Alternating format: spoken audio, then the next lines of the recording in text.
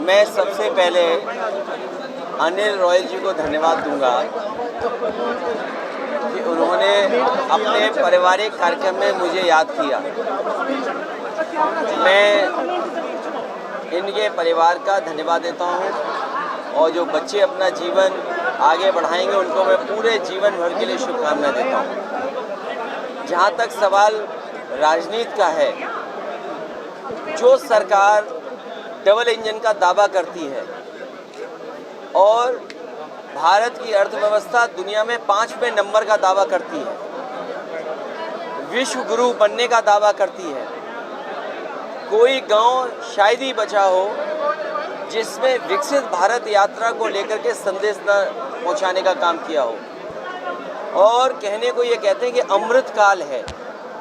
अगर ये अमृत काल है, आप दुनिया की 5वीं अर्थव्यवस्था बन गए हैं, हमारा किसान क्यों धरना दे रहा है? किसान क्यों दुखी है?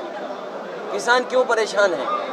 किसान क्यों ट्रैक्टर लेकर के, अपनी ट्रॉली लेकर के, और क्यों किसान अपने सब कुछ बांध करके दिल्ली के पास जा रहा है और दिल्ली कोई उनको जवाब नहीं दे पा रही है? और तब जब यहाँ के नहीं बल्कि पूरे देश के चौधरी चरण सिंह जी किसानों के सवाल पर और गरीबों के सवाल पर सबसे मुखर थे, उनको सम्मान दिया भारत रत्न से, स्वामीनाथन जी को भारत रत्न, और उसके बाद सरकार ने कहा था कि आय दोगुनी होगी।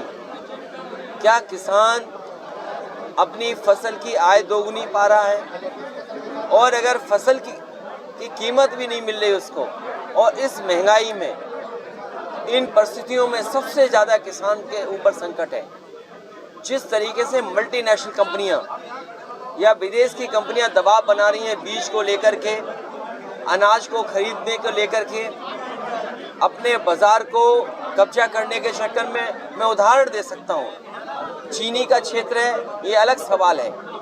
किसान को गन्ने की क्या कीमत मिले आज की महंगाई में, सरकार को आगे आना चाहिए था। गेहूं किसके लिए खरीदवा रही है सरकार? पैकेज आटा किस पर पहुंच रहा है? उसमें मुनाफा कितना कमा रहे हैं? रिफाइन तेल जिसके बिना खाना नहीं बन सकता गरीब का, घी, रिफाइन, सरसों का तेल, इसका बाजार किसके हाथ में जा रहा है? तो सवाल बाजार का है और बाजार के ऊपर किसान को छोड़ रहे हैं। एमएसपी सरकार दे, एमएसपी की लड़ाई किसानों के पक्ष की लड़ाई है। और जब भारतीय जनता पार्टी भारत रत्न दे करके वोट लेना चाहती है, तो वोट लेने के लिए किसानों की सुनवाई करे, उनकी जो मांगे उनको माने। और दूसरी तरफ हमारा नौजवान जो दुखी है, परेशान है, और पुलिस की भर्ती में पेपर लीक, ये कैसी सरकार है? हर चीज लीक हो जाती है, इसमें लीक हो रही है हर चीज। आप बताइए, कोई परीक्षा बची हो जिसमें लीक ना हो गई हो पेपर? और अगर मान लीजिए 50 लाख से ऊपर नौजवानों ने परीक्षा दी है, और उसमें अगर 1 लाख बच्चे पूरे के पूरे आंसर दे आएंगे, तो क्या ये सरकार उनको नौकरी देगी? और मान लीजिए 10 लाख बच्चे होंगे, क्या उनके साथ धोखा नहीं है?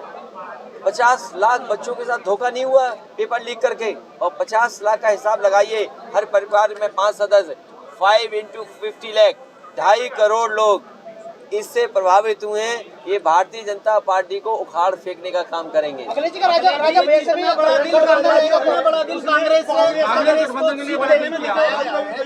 देखिए, मेरे साथी 2 बड़े हैं कि 7 बड़े हैं? 7 ही बड़े हैं, तो फिर 7 तो हमने दिया था। अगर हमारे पत्रकार साथी को नहीं, कोई नहीं दिया, ये गलत बात है। राजनीति में समाजवादी पार्टी को बहुत लंबा सफर करना है। और 1 मिनट, क्योंकि यहाँ मैं बोल रहा हूँ और आपके सामने बोल रहा हूँ, मेरे पे सूची है मोबाइल पर, नाम किसने दिए, नाम कौन चाहता था, नाम मांगे गए, नाम दिए गए। कोई भी आरोप ये नहीं लगा सकता कि समाजवादी पार्टी थोप रही है। और फिर हरिंदर मंडल जी के लिए मैंने ये कहा कि ये बातचीत कर लेंगे आपके दल से, और बातचीत में अगर आप संतुष्ट हो जाएंगे और अगर नहीं संतुष्ट होंगे तो हमें बताएंगे, और परिवार के उनका कोई सदस्य लड़ेगा तो हरिंदर मल्लिक जी नहीं लड़ेंगे।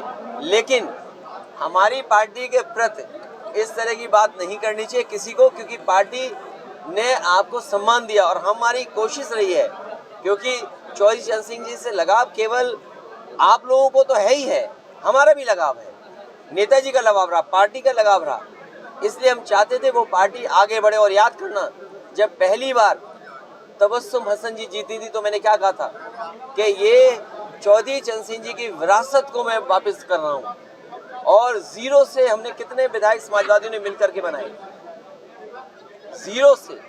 मैं ये चाहता था कि हर सदन में हैंडपंप दिखे, गठबंधन की बात अगर करें, लेकिन अब आपकी मर्जी, अगर आपको 2 नंबर ज्यादा लग रहा है बड़ा साथ से, तो इसके लिए मैं कुछ नहीं कर सकता।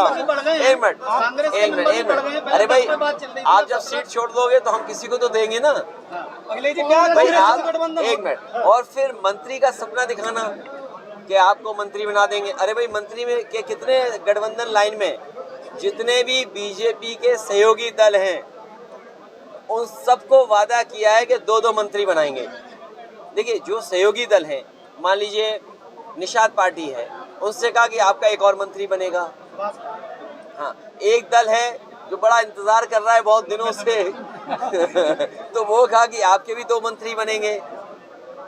और जो पुराना दल था उससे भी कहा कि आपका राष्ट्रसभा भेजेंगे, नहीं तो मंत्री बनाएंगे। जो नया दल जुड़ा है उससे कहा गया कि एक प्रदेश में एक दिल्ली में मंत्री बनेगा। फिर